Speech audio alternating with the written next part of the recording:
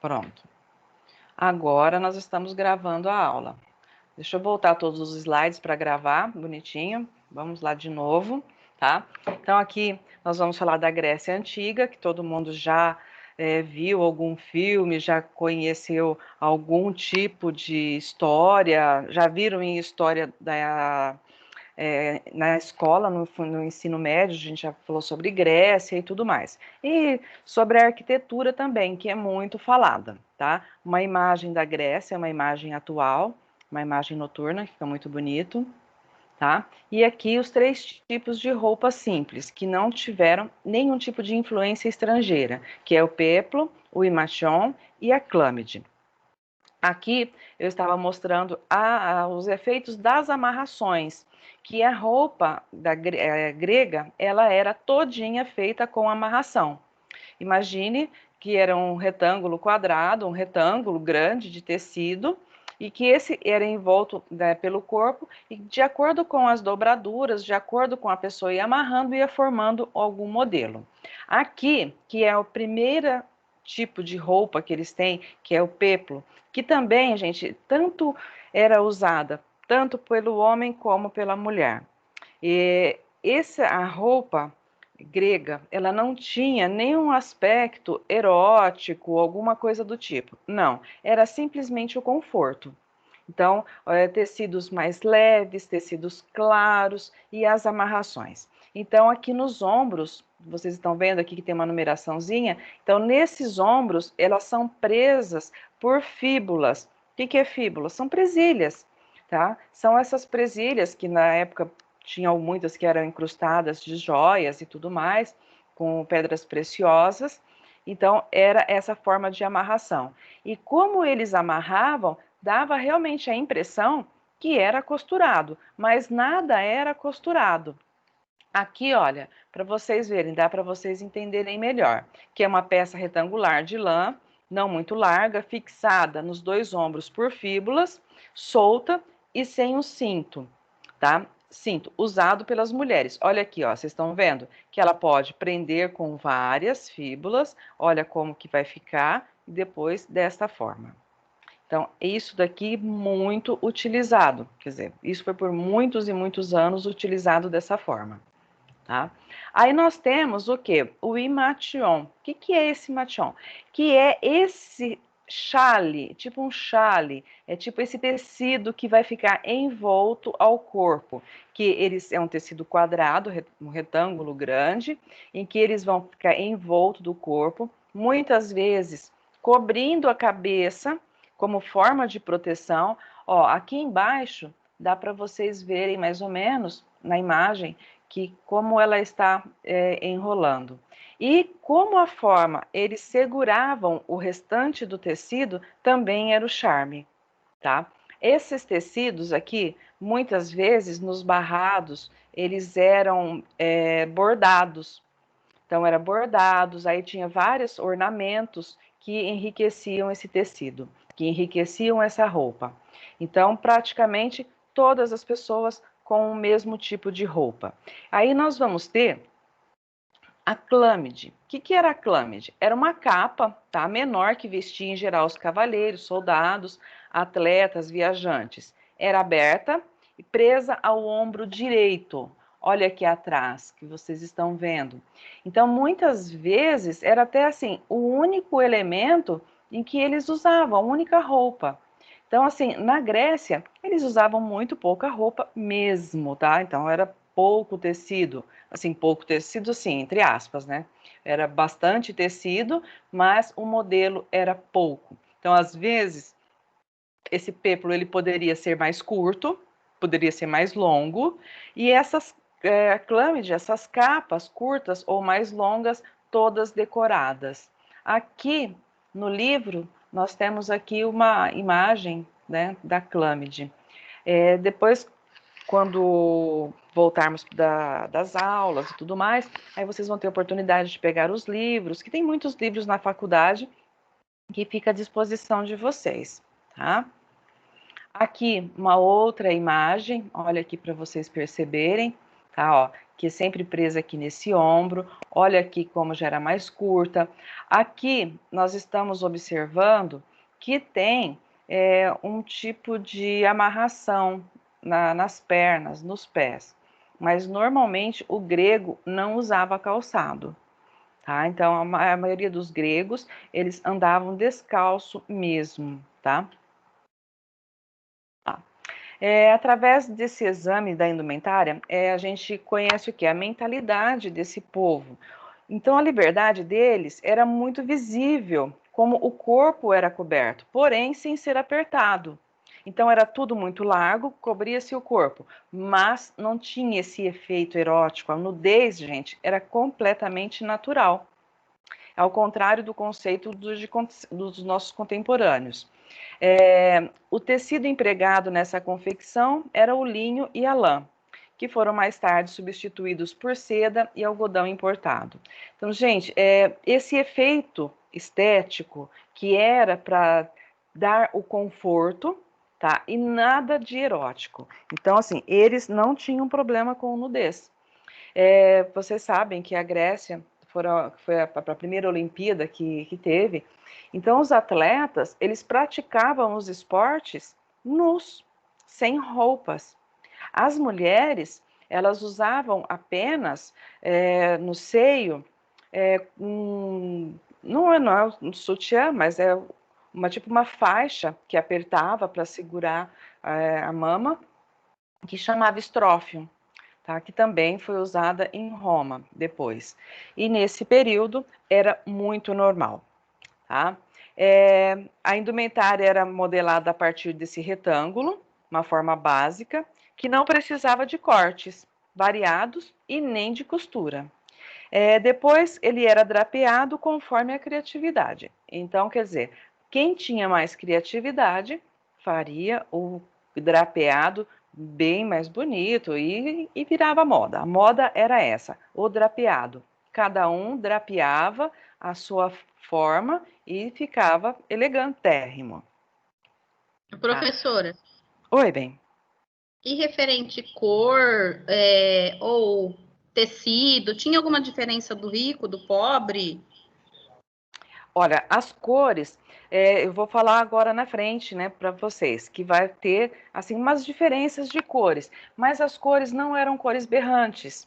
Então, quando a gente vai mais na frente, que a gente tem o retorno do neoclassicismo, então a influência grega era justamente por tons claros, para simbolizar toda essa questão da transparência, da leveza e tudo mais.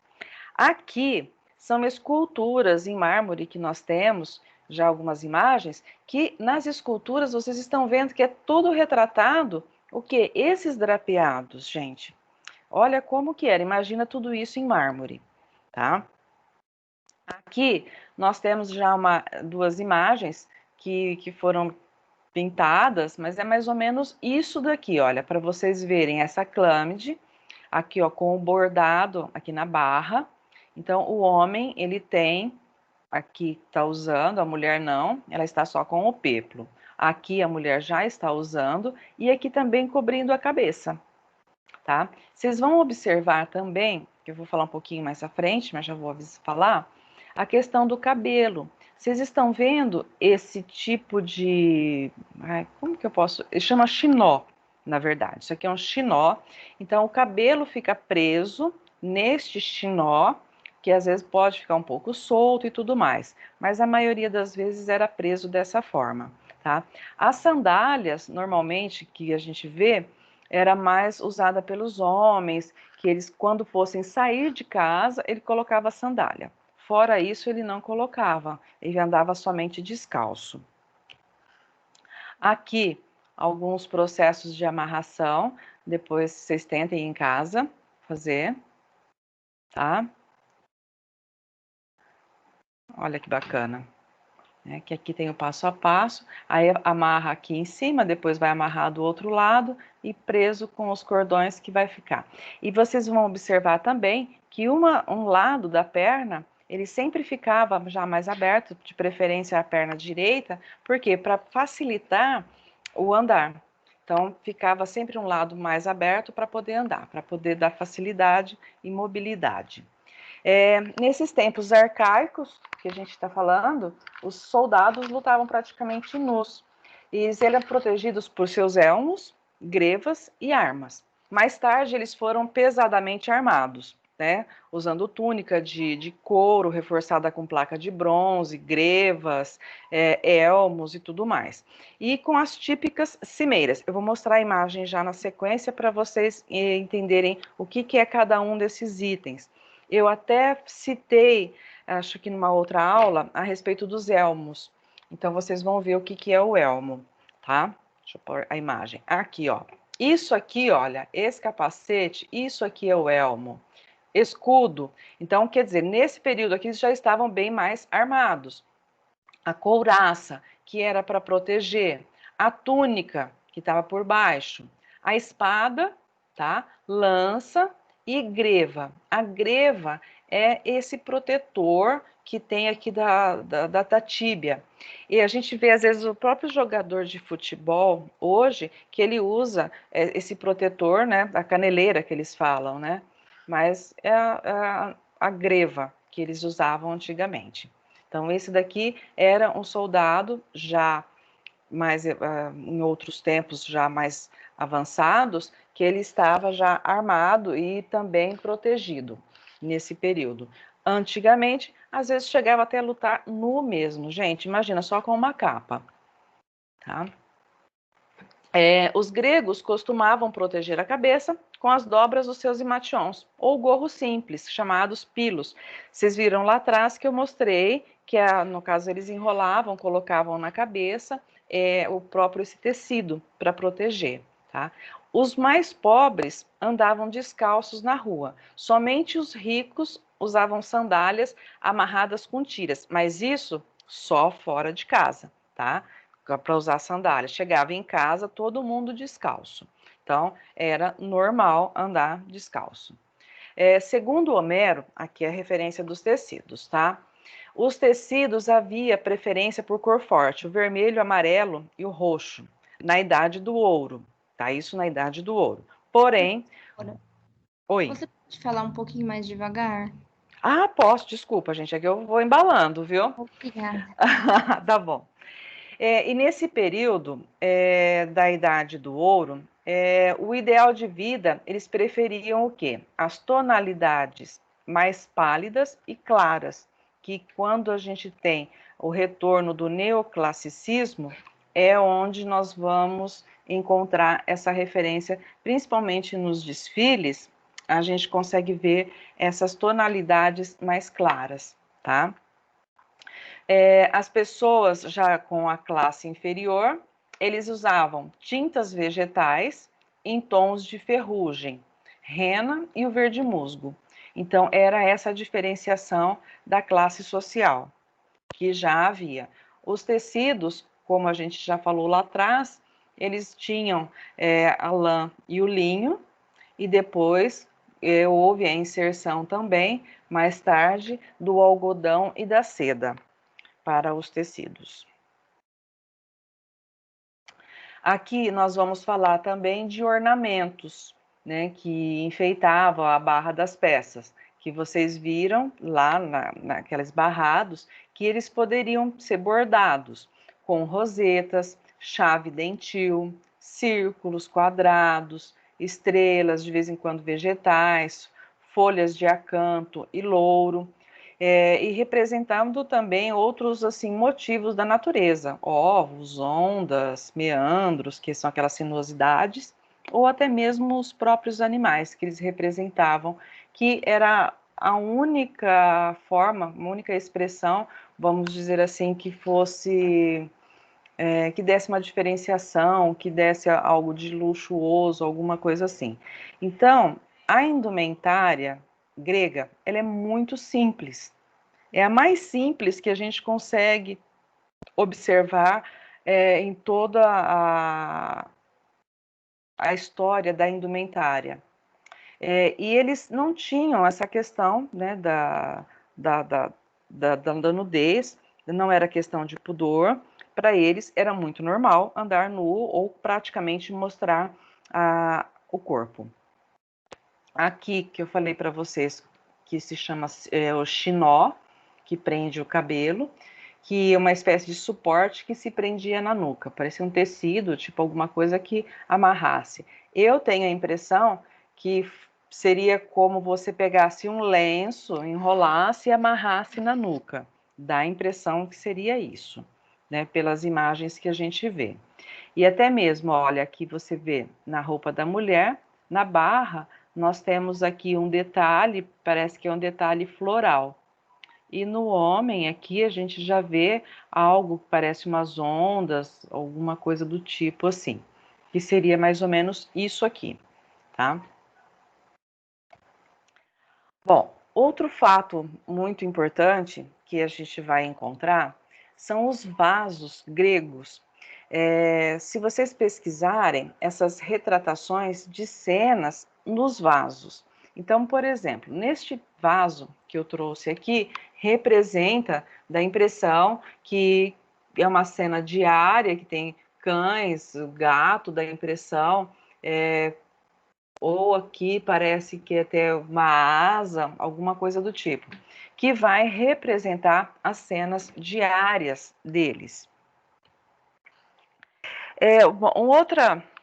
Um outro fator muito bacana, assim, que eu até comento bastante, que nesse período a gente fala muito, né, sobre sexo, sexualidade, né, gênero.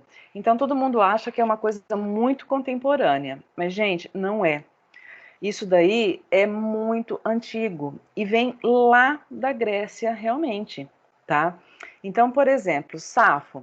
Safo, ela era uma poetisa e essa poetisa, ela se reclusou, ela foi para uma ilha, para essa ilha de Lesbos, e ela escrevia os poemas.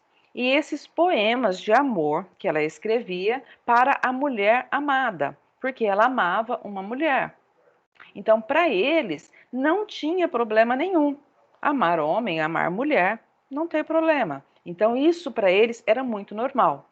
E Safo, realmente, ela ficou nesta ilha e escreveu muitos poemas. E o termo, por ser essa ilha de Lesbos, vem o termo lesbianismo, o termo lésbica. Tá? Então, vem da Grécia Antiga. Então, lesbiano, que se diz, são pessoas de Lesbos. Tá? Então, são, no caso, que ficou mundialmente conhecido, e a gente conhece até hoje, o termo lésbica, que vem daqui, de Safo. Vocês vão encontrar Safo com 2 Fs, com H, com várias grafias, tá? Eu coloquei do jeito mais simples para a gente entender. Então, para vocês verem que essa visão do amor, aqui, como diz, atravessaram mais de 2.600 anos, tá? Tem uma história muito bonita que eu gosto de contar, que é nesse período. Então, nesse período, Platão, eles se reuniram, né, outros grandes filósofos, né, não lembro quais são agora no momento, mas eles se reuniram e tem um livro chamado Banquete. Nesse livro, nesse banquete que eles se reuniram, eles estavam descrevendo, debatendo sobre o amor. O que era o amor? Né? Então, cada um deles dava uma opinião. Olha, eu acho que o amor é isso, olha, eu acho que o amor é aquilo. E eles ficaram dias e dias, né, debatendo neste banquete. E aí tem uma das versões que eu acho mais interessante, que diz o seguinte, que o amor, ele era duas pessoas, um homem e uma mulher, que viviam juntos, que viviam grudados, o homem e a mulher, o amor. E só que o amor, né, nessa representação do homem e da mulher, eles eram muito felizes. A felicidade reinava, então eles andavam para cima e para baixo juntos, todos felizes e tudo mais. Só que isso incomodou a Zeus. Zeus ficou muito incomodado com todo o amor, com toda aquela alegria. E aí, Zeus, por um motivo fútil, vamos dizer assim, ele separou o amor. Ele separou o homem e separou a mulher. E o amor ficou separado. E colocou um em cada canto do mundo, muito distante. E aí, o que acontece? O amor, ele ficou à busca da sua metade.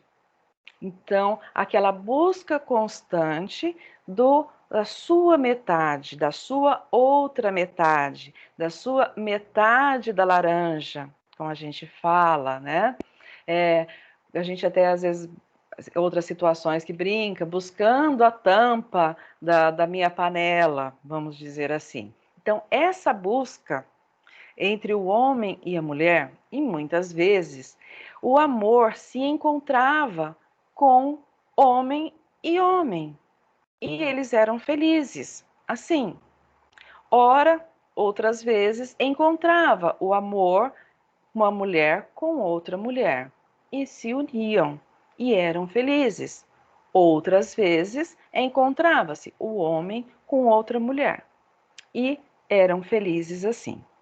Então, o que acontece? Nós ainda estamos na busca do amor, na busca da nossa metade, na busca da nossa eterna felicidade.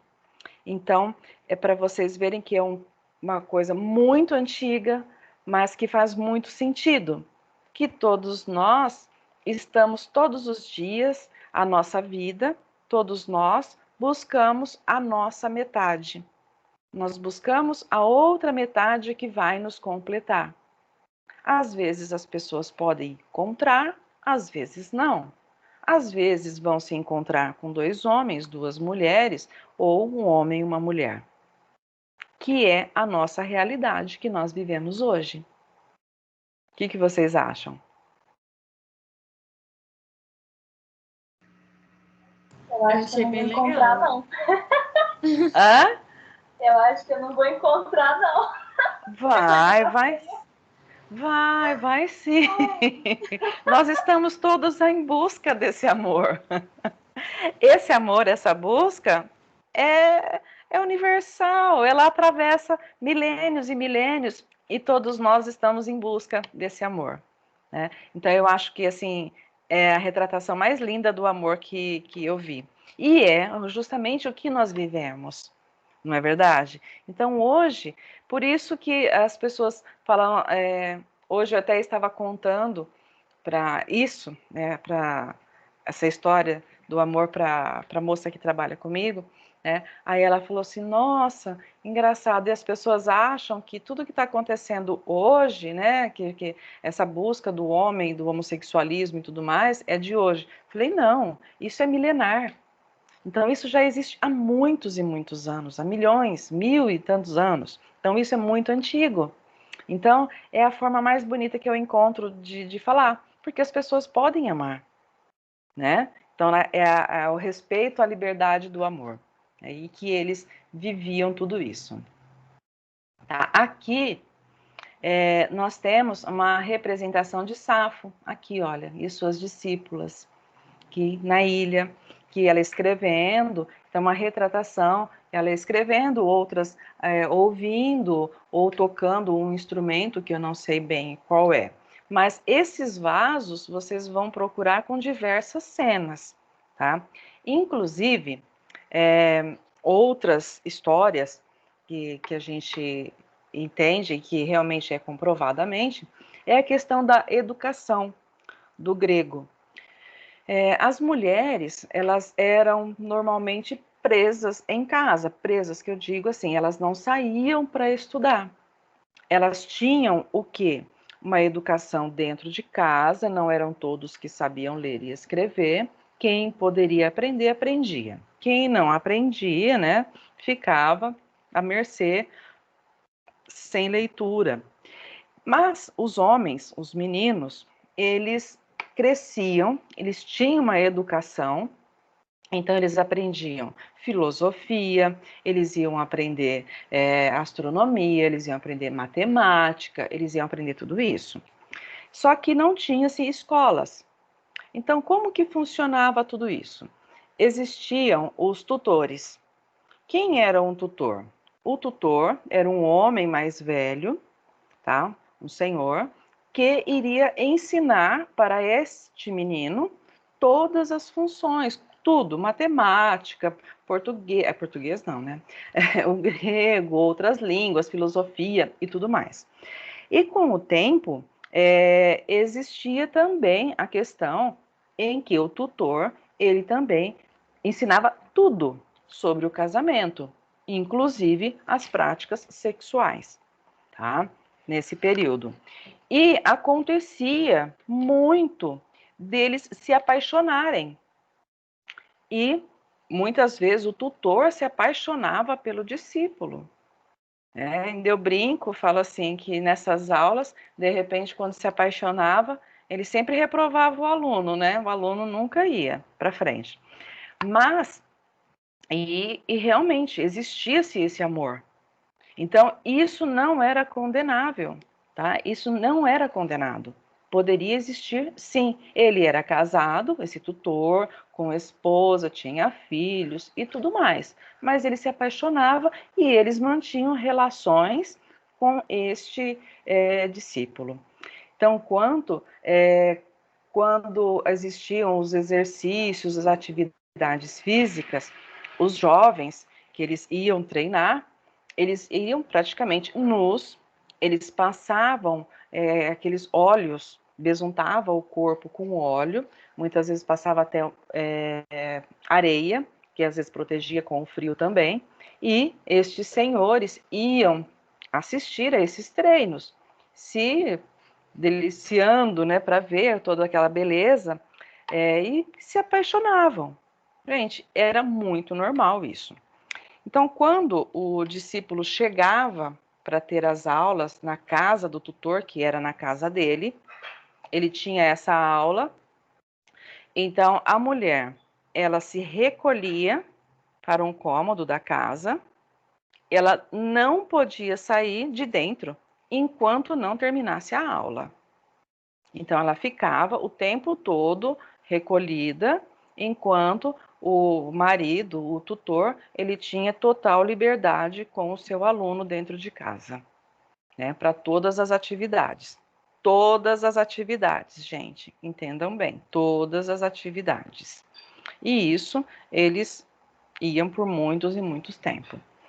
A mulher, por sua vez, ela também existia uma certa liberdade, assim, antes do casamento, tá? Antes do casamento, a mulher, ela poderia ter namorados, ela poderia ter relações, desde que não tivesse filhos.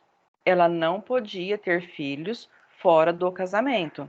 Por quê? Porque os filhos deveriam ser fruto do casamento, né? E ser fruto do caso do esposo, teria que ser filhos naturais do esposo.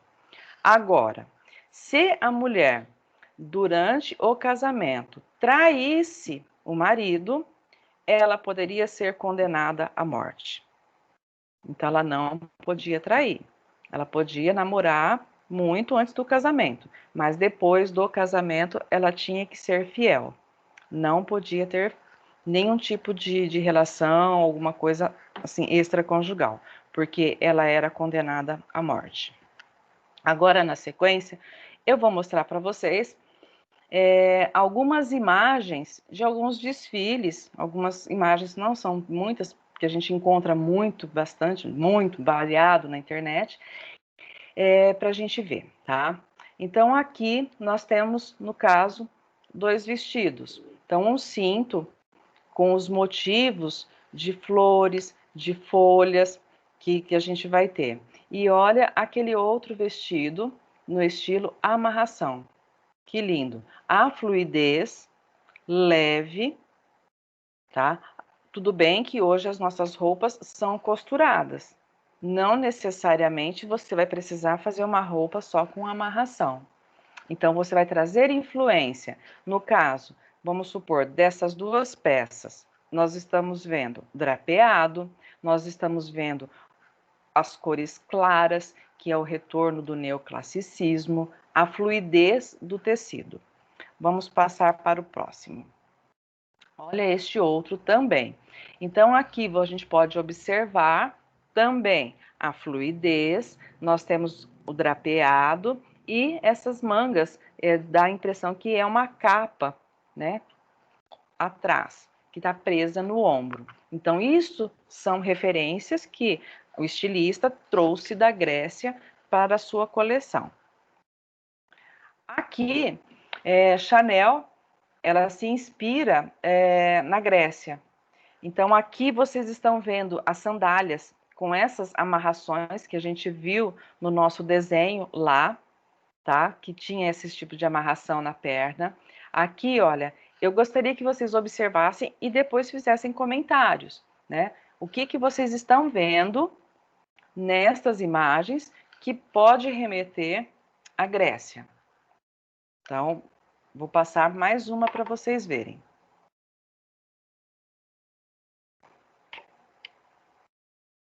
Também é de Chanel, 2018.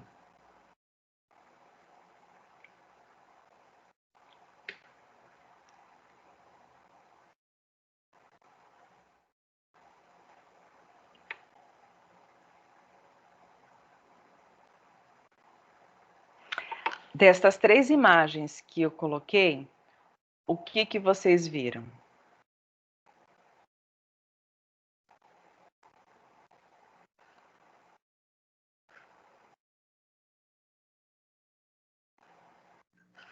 O drapeado, o dourado. Sim, época de ouro, né? Que eles usavam bastante. Penteado também. A leveza do tecido, dá a mesma impressão de lá daquela época. Sim, olha esse vaso aqui, olha o vaso e olhe a roupa e olhe deste outro lado essa estátua. Para vocês terem noção que a gente consegue imaginar que realmente essa roupa é muito leve. Essa leveza da roupa, a fluidez. E realmente, isso é um dos motivos importantíssimos que a gente vai observar. Sempre a leveza, tá? Deixa eu colocar mais um aqui. Esse daqui é um desfile do Dolce & Gabbana. Gente, é magnífico. Eu vou depois parar de gravar para a gente poder ver um pedacinho, porque se eu gravar, depois eu não posso colocar no YouTube, tá? Mas tem o link aqui, vou disponibilizar tudo para vocês, depois vocês assistirem todo o desfile. Tá vendo? Vamos lá. Olha isso daqui, gente. Isso aqui eu falo, não é um desfile, isso é um show, isso é um espetáculo. Olha, acho que é um sonho, acho que assistir um desfile assim. Acho que eu não teria palavras para descrever. Tá, aqui já são os desfiles que estão inspirados. Aqui também é outra parte do YouTube que a gente vai ver, tá? E aqui eu procurei alguns filmes, né, são vários, que vai falar sobre a Grécia Antiga, tá? Então, temos ali 300, Fúria de Aquiles, Guerra de Troia, 300, a Ascensão do Império, a Odisseia, Alexandre o Grande, Fúria de Titãs, A Escrava do Oriente. E desses filmes, gente, tem assim, muitos deles, eles estão no YouTube, tá? Que aí depois eu já vou disponibilizar para vocês aqui, depois a gente vai comentando. Eu só vou tirar da tela, vou parar a gravação. Pronto. Ok.